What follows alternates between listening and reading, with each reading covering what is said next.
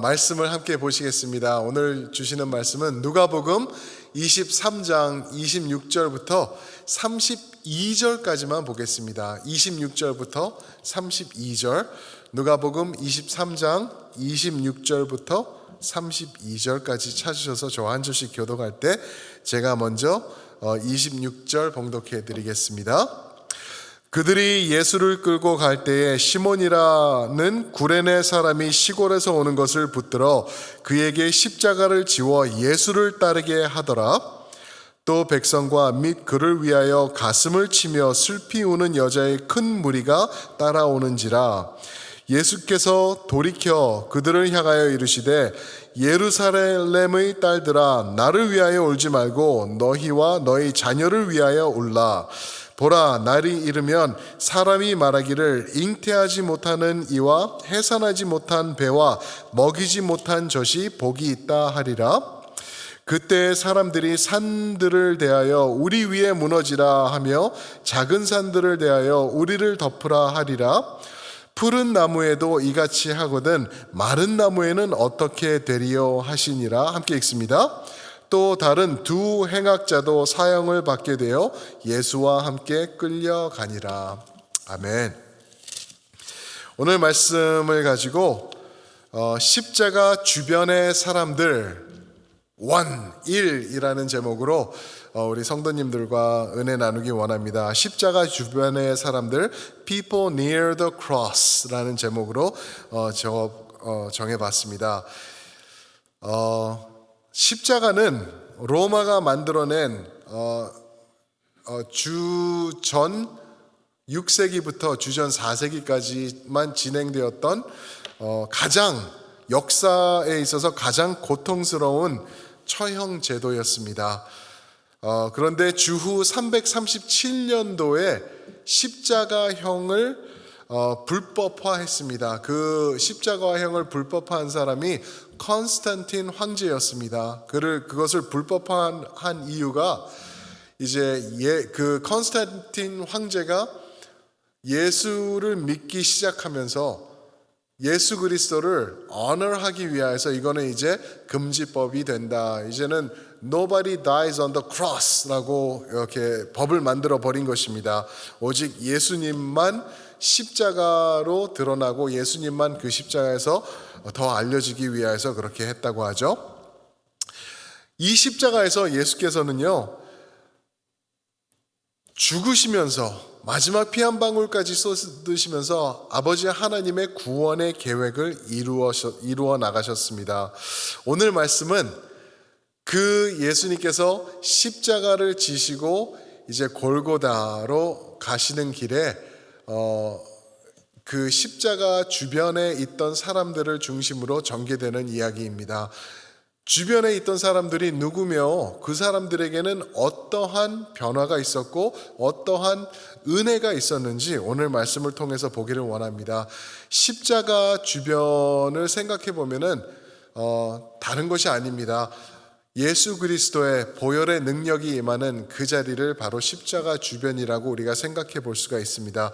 그 주변에서 첫 번째로 오늘 말씀을 통해서 볼 수 있는 사람이 누구냐면 바로 구레네 사람 시몬입니다. 구레네 사람 시몬, Simon the Cyrene이라고 하죠. Cyrene. 예수님은요, 지금 이 순간 이 구레네 사람 시몬을 만나기 전에 이미 많은 고통을 경험하고 이 자리까지 오셨죠. 이미 육체적인 한계에 다다르셨던 것 같아요. 플래줄렘이라는 그 채찍이죠. 로마에서 만든 채찍이에요.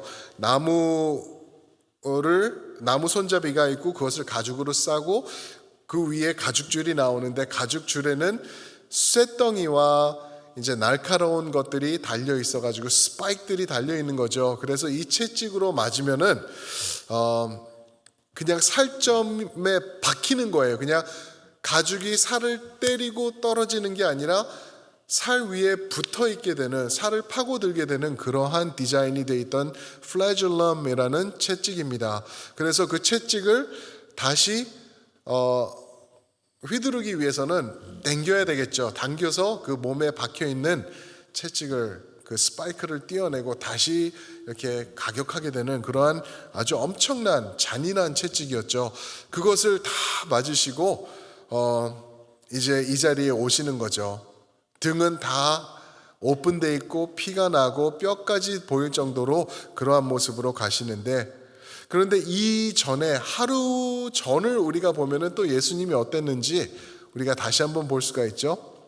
겟세마네 동산, 우리가 부른 찬양에서도 겟세마네 동산을 오늘 찬양을 했는데, 거기서 무엇이 무엇으로 변하기까지 기도하셨다고 하죠. 땀이 변해서 피와 같이 될 정도로, 땀에 섞여서 피가 나올 정도로 예수님께서는 고통을 경험하시면서 그렇게 강력한 기도를 하셨다라는 것을 우리가 잘 알 수 있죠. 그러니까 이 상황까지 오기까지는 예수님께서는 total exhaustion, 그냥 지치다 못해 그냥 exhausting 되는 그러한 상태로 오셨는데, 거기서 또 채찍을 맞으시고 이제는 더 이상 할 수 없는 그러한 자리까지로 오신 거죠. 십자가 가기 전에. 그래서 마가복음 15장 44절에 보면은 나중에 이제 로마 병정이 예수가 죽었습니다라고 빌라도에게 보고를 합니다. 근데 마가복음 15장 44절에서는 빌라도가 놀래요.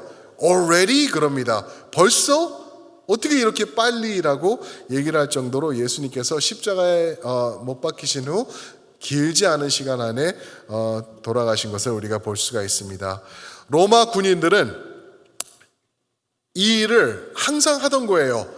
4명의 군인이 십자가를 이제 2명이 앞에서 2명이 뒤에서, 그리고 그 십자가 또 앞에서는 한 명의 로마 병정이 그 죄인의 죄를 적은 글을 들고 이제 가장 먼 길을 통하여서 그 골고다로 올라가는 거였죠. 모든 사람들이 볼 수 있도록 하기 위해서 로마에 반대하고 로마에 위협이 되는 사람은 어떠한 모습인지 너희가 똑똑히 봐라라는 그러한 가르침이 있었던 건데, 이 군인들은 매번 일상적으로 해오던 거기 때문에 예수를 봤을 때 예수님이 십자가로 가기 전에 죽을 수도 있겠다라는 것을 이미 알고 있었습니다. 그래서 그들이 결정한 것이 무엇이죠? 옆에 있던, 가까이 있던 한 사람을 지명해서 그 사람에게 십자가를 지게 한 거예요. 이게 어떻게 가능한가? 근데 생각해 보시면은 예수님께서도 이런 말씀을 그 전에 하셨던 거를 기억하실 거예요. 마태복음 5장 41절에 보면은 누가 너더러 어디까지 같이 가다오라고 하면은 그 이상 2배를 가주는 거를 해라. 누가 너에게 속옷을 달라 그러면은 겉옷까지도 주라라고 말씀하신 예수님이 바로 로마의 시스템을 예수님께서 말씀하신 거였어요. 로마 합법적인 법으로 로마 병정이 누구든지 붙잡아서 나의 무거운 것을 들고 1마일을 같이 가줄 수 있는 게 법이었습니다. 그래서 이 구레네 사람 시몬이 옆에 있을 때 그 사람에게 이제 명령을 한 거죠. 네가 십자가를 들고 1마일까지 가라라고 얘기를 한 거죠. 골고다까지 가라. 그래서 이제 시몬이 그 십자가의 그 가로 빔이죠. 그 들보라고 말하나요? 그 들보는 또 70에서 110파운드까지 나가는 그러한 큰 나무였다고 하죠. 그것을 쓰러지신 예수님 어깨에서 들어서 자기가 짊어지고 합법적인 거니까 간 거예요. 여기서 구레네라고 얘기를 하는데, 구레네는 도대체 뭔가 어딘가 사이린이라고 하는데, 이거는요 북아프리카입니다. 북아프리카, 오늘의 리비아가 바로 이 구레네라는 지역입니다. 여기서 디아스포라로 이곳에 가 있던 시몬이라는 사람이에요. 시몬이라는 이름을 보니까 이 사람은 북아프리카에 있던 흑인이 아니라 분명히 유대인이었을 거다. 디아스포라로 그곳까지 떨어져 있던 유대인일 것이다 라고 우리가 추측해 볼 수가 있죠. 이 사람들, 디아스포라 유대인들에게 있어서 그들의 소원하는 것이 딱 한 가지가 있었어요. 그게 뭐냐면은 언제든지 내가 돈을 모으고 역할을 하고 만들어가지고 6월절 한 번을 내 생애에서 예루살렘에 가서 지키는 것이었습니다. 그게 이 사람들의 소망이자 꿈이었어요. 그래서 아마 이 시몬은 평생 일을 했겠죠. 평생 일을 해가지고 돈을 벌고 또 어느 일정 기간 동안 일을 안 해도 될 정도로 모든 것을 마련해 놓고 때가 됐을 때 온 거예요. 이곳에 유월절을 지키러 왔는데 공교롭게 가는 길에 이 범죄자들의 행렬이 있었던 거죠. 십자가의 행렬이 있었던 거예요. 그런데 더 공교롭게 그 자리에서 자기가 범죄자 한 명의 십자가를 매게 된 거죠. 구레네 사람 시몬의 그의 생각이 어땠을까 한번 생각해 보면은 답이 나오죠. 영어로 하면 Why me? 그랬을 것 같아요. What? 내가 예배하러 왔는데 어떻게 하다 재수없게 이렇게 걸려가지고 이 피 묻는 거 봐.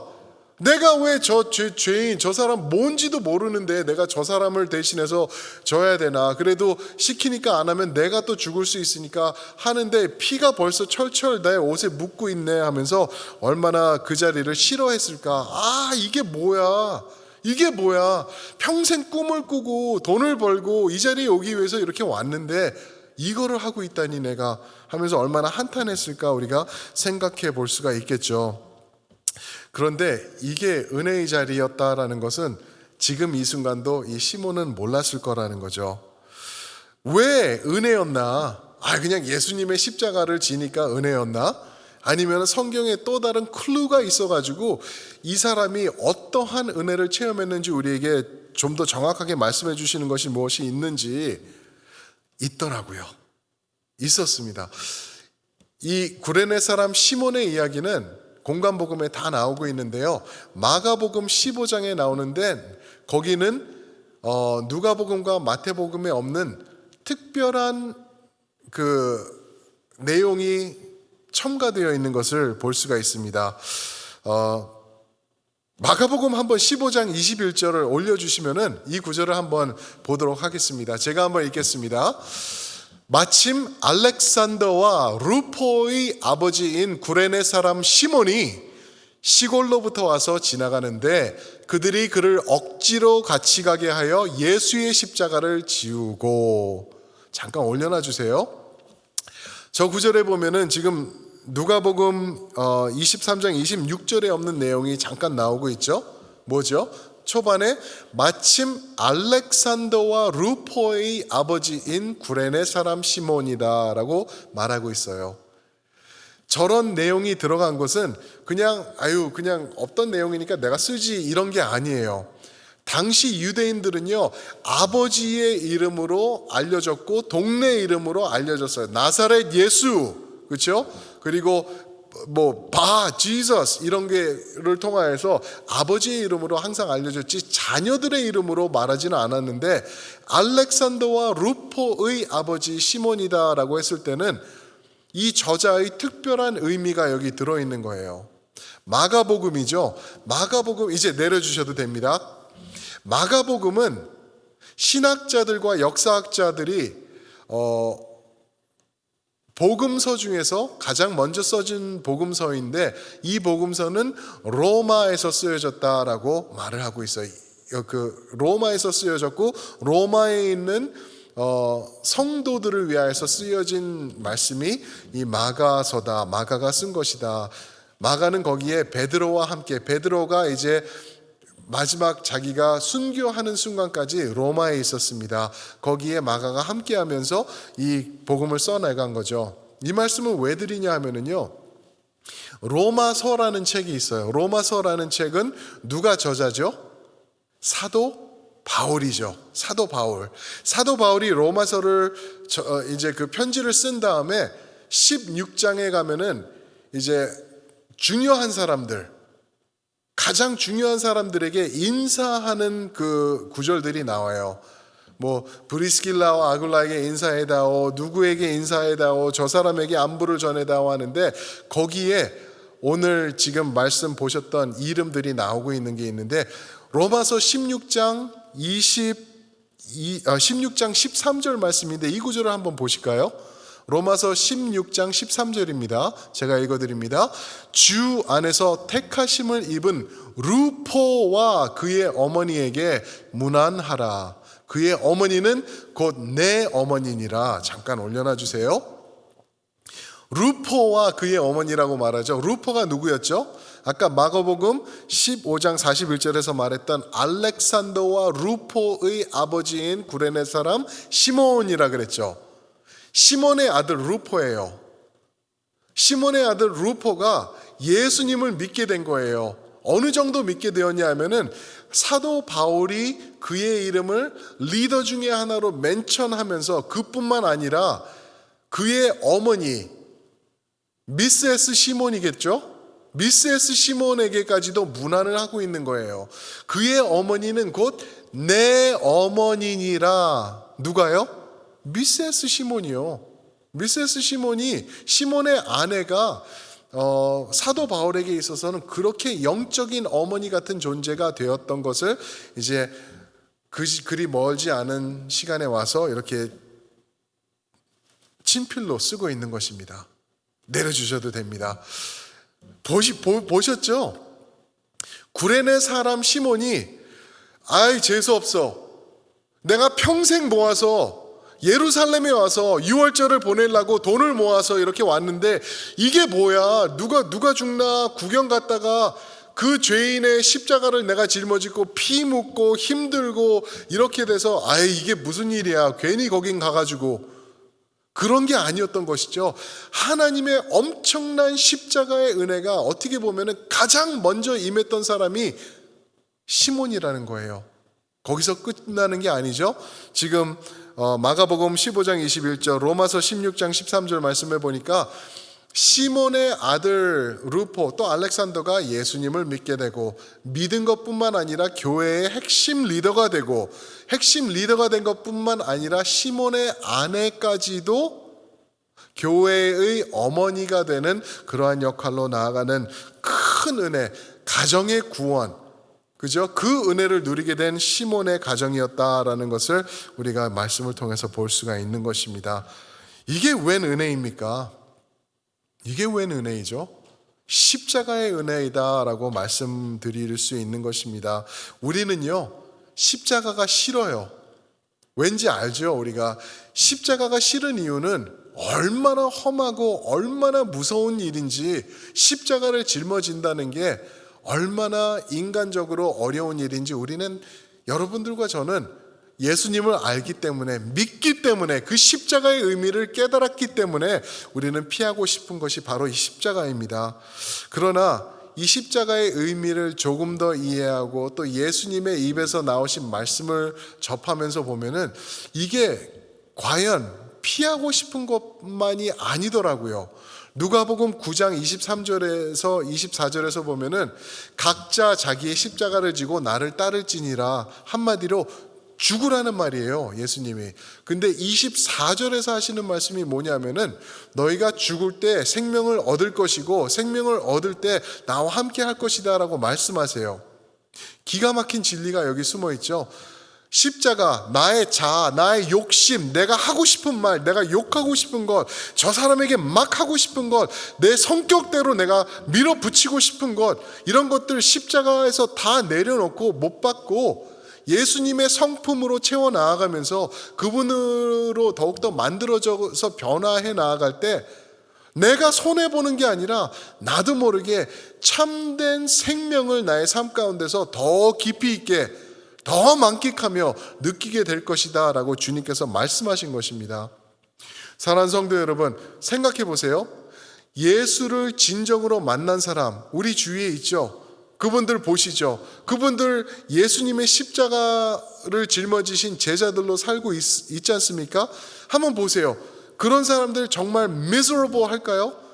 십자가가 싫어가지고 얼굴에 인상을 쓰면서 우락부락하면서 싫어하면서 누가 말 붙이면은 저리가 힘들어 그러면서 그런 모습으로 예수님을 쫓던가요? 아니면은 어떤 상황과 어떤 어려움이 오더라도 그 얼굴에 웃음을 잃지 않고 예수님을 바라보며 예수님을 증거하는 그런 아름다운 잔잔한 은혜의 삶을 살고 있던가요? 사랑하는 성도 여러분, 답은 나오죠? 십자가를 진 사람들은 더 불행해지고 더 어려워지는 것이 아니라 예수 그리스도와 더 깊은 그 은혜 가운데로 들어가기 때문에 더 많은 것을 누리고 더 행복해지고 더 밝아지는 것을 우리가 깨달을 수 있는 것입니다. 그것이 바로 십자가의 반전인 것입니다. 사랑하는 성도 여러분, 예수 그리스도의 십자가 멀리하고 싶은 것이 아닙니다. 더 가까이 하고 더 붙잡고 구레네 시몬처럼 처음에는 이거 무섭다, 싫다, 내가 어떻게 이 자리에, 왜 어쩌다가 여기 왔을까라고 했지만 돌아서서는 나중에는 예수님의 모든 것을 만끽하게 되는 그러한 자리로 나가시길 축원드립니다. 구레네 사람 시몬은요, 넘어지신 예수님에게서 그 십자가를 잡아서 자기 어깨에 짊어지면서 예수님을 이렇게 세워드렸을 때 그분의 피투성이가 된 얼굴에서 그분의 사랑스러운 눈길을 봤을 거고요. 그리고 우리가 모르는 복음서 저자들도 적지 못한 그 진리의 말씀, 예수님께서 전한 말씀, 뭔가는 있었을 거예요. 그죠? 네가 왜 이걸 들어? 저리 가. 그런 게 아니라 고맙네, 나의 도움이 되어 주셔서 정말 고맙네 라고 축복하는 말씀은 아니었을까? 너와 내 집이 구원을 얻을 것이다. 너의 아내도 루포도 알렉산더도 이러한 내용을 듣지 않았을까? 그리고 그분의 보혈을 직접 체험하면서 많은 은혜를 체험한 것이 아닐까 우리가 상상해 볼 수가 있습니다. 그게 바로 십자가 주변에 있던 구레네 사람 시몬입니다. 두 번째로 오늘 말씀의 27절부터 31절에 보면은요, 예루살렘들의 딸들이 나옵니다. 예루살렘의 딸들, the daughters of Jerusalem, 예루살렘의 딸들이 나오고 있어요. 이들이 바로 십자가 주변에 있던 또 다른 인물들인데, 예루살렘의 딸들이라고 예수님께서 호칭하셨는데 이 사람들을 보면서 우리가 헷갈려 하면 안 될 것 같아요. 예루살렘의 딸들이라고 하니까 이 사람들은 마리아의 예수님의 어머니 마리아, 그리고 막달라 마리아, 또 다른 마리아, 그리고 또 다른 여인, 이런 사람들을 예수님께서 말하는 거겠구나라고 착각할 수가 있어요. 그러나 이 사람들은 그 마리아들과 예수님의 제자들, 갈릴리에서부터 쫓아온 그 사람들이 아닙니다. 그 사람들은 이제 23장 49절에 가시면은 예수님께 다시 한번 저자가 얘기를 하고 있어요. 제가 읽어드릴게요. 49절에서는 예수를 아는 자들과 갈릴리로부터 따라온 여자들도 다 멀리 서서 이 일을 보니라, 십자가에 못 박히심을 보니라, 그들을 얘기를 하고 있어요. 그런데 그 전에 27절에서는 이 여자들을 얘기를 하고 있어요. 27절 제가 읽어드리겠습니다. 또 백성과 및 그를 위하여 가슴을 치며 슬피 우는 여자의 큰 무리가 따라오는지라. 슬피 우며, 가슴을 치며 슬피 우는 여자의 큰 무리가 따라오는지라. 이것을 보고 어떤 분들은 예수님의 제자들이었다라고 또 얘기를 해요. 여자 제자들, 예수님을 따르던 많은 사람들이 이 사람들이었을 것이다. 저는 정확히는 잘 모르겠어요. 그런데 당시 상황을 보면은 장례가 나든지 슬픈 일이 생겼을 때, 또 이렇게 누가 죽게 되었을 때 곡하는 사람들이 있었어요. Professional mourners라고 그러죠, 영어로는. 그냥 슬픔을 나타내고 동네 주위에 있는 사람들이 알 수 있도록 큰 소리로 오버하면서, exaggerate 하면서 곡하는 사람들이 있었는데 이 사람들이 바로 그 사람들이 아닐까라고 추측을 해볼 수가 있습니다. 왜냐하면 27절에 말하는 게 딱 이 사람들이 하는 거예요. 가슴을 치며 슬피 우는 여자들의 큰 무리가 따라오니라. 따라가면서 계속 우는 거예요. 이 일을 보세요. 이 일을 보세요. 도대체 이런 일이 어떻게 일어날 수 있습니까? 슬픕니다, 애통합니다 하면서 사람들이 모일 수 있도록 그 일을 담당하던 사람들 아닌가, 그렇게 볼 수가 있죠. 그런데 이들을 향해 예수님께서 28절에 이렇게 말씀하십니다. 예수께서 돌이켜 그들을 향하여 이르시되 예루살렘의 딸들아, 나를 위하여 울지 말고 너희와 너희 자녀들을 위하여 울라라고 말씀하세요. 뭐라고 그러죠, 이 사람들을? 곡하는 여인들이여 라고 하지 않고 예루살렘의 딸들아 라고 말합니다. 여기서 말하는 예루살렘의 딸들아 라는 호칭은요, 미가서 또 스바냐서 또 스가랴서의 이 선지서를 보면은 예루살렘을 비유하는, 또 이스라엘을 비유하는 그 호칭이었습니다.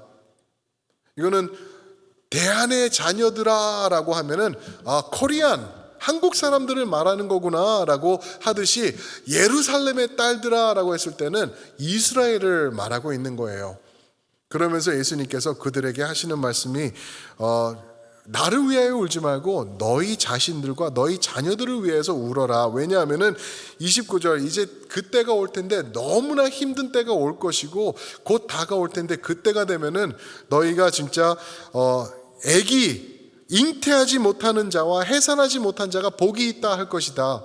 성경에서요, 우리가 하나와 스가랴 그 예를 들어서 보면은 아기를 잉태하지 못하는 것은 저주 중에 저주였죠.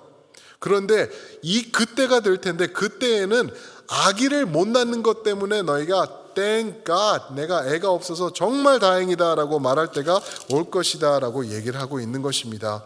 도대체 그때가 무엇인데 예수님께서 이런 엄청난 시간에 이들을 향하여 이 말을 전하고 있는 것인가? 뭔지 아시겠죠? 이제 예수님이 십자가에서 죽으신 후에 주후 66년부터 주후 70년까지 예루살렘이 망하게 됩니다. 예루살렘의 성전이 불타게 되고 로마가 점령을 하면서 많은 사람들을 죽이게, over 2 million people, 그 유대인들을 죽이고 남은 사람들은 노예 삼고 아이들도 죽이고 굶어 죽는 일이 생겨서 내 자식까지 식량으로 굶어 죽기 싫어서 먹게 되는 그러한 일이 일어나는 때가 이제 곧 다가올 것을 예수님께서 말씀하고 있는 것입니다.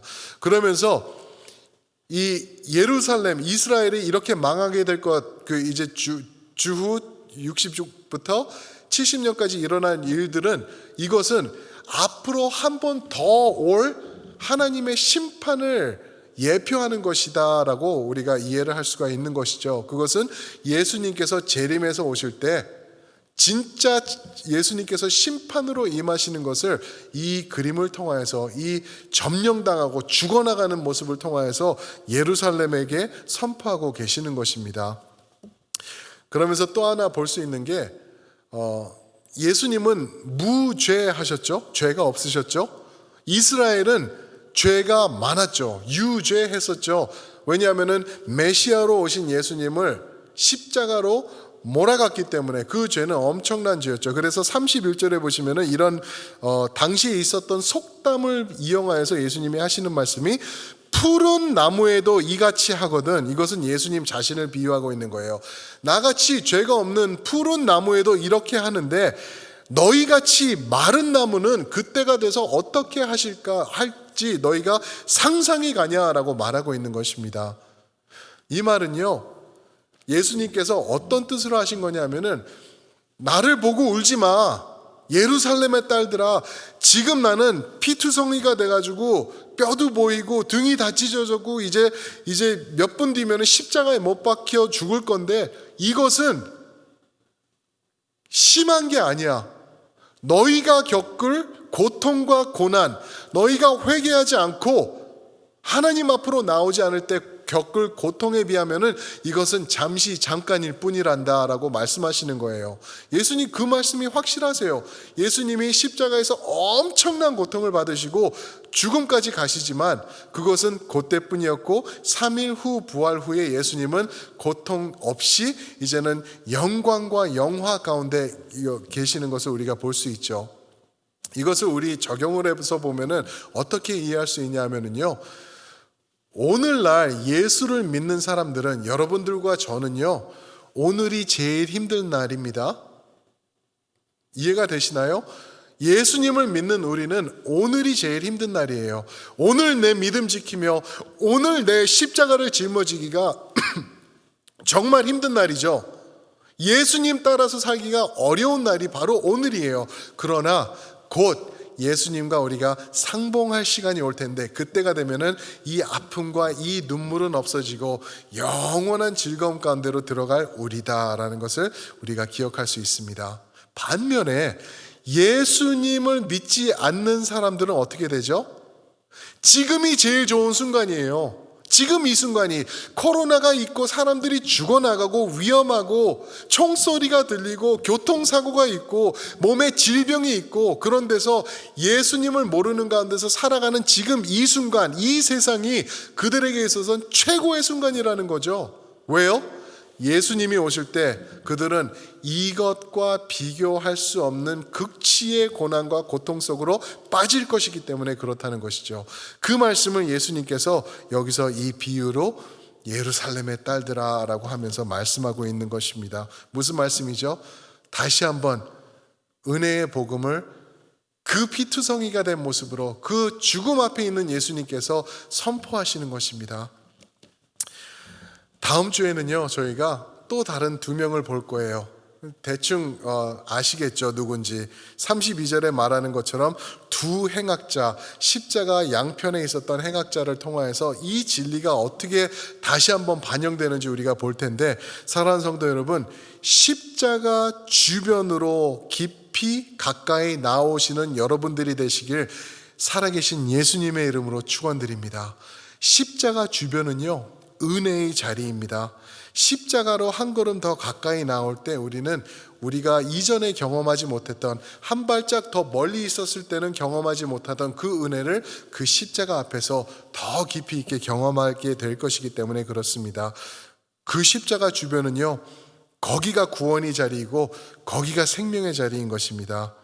예수님의 숨결을 느낄 수 있는 곳, 예수님의 눈빛을 바라볼 수 있는 곳, 그리고 예수님의 보혈의 능력을 내가 직접적으로 체험할 수 있는 그 십자가의 주변으로, 사랑하는 성도 여러분, 여러분들을 초청하는 예수님의 음성 앞에 응하시는 우리 여러분들 모두가 되시기를 예수님의 이름으로 축원드립니다. 제가 한번 기도하고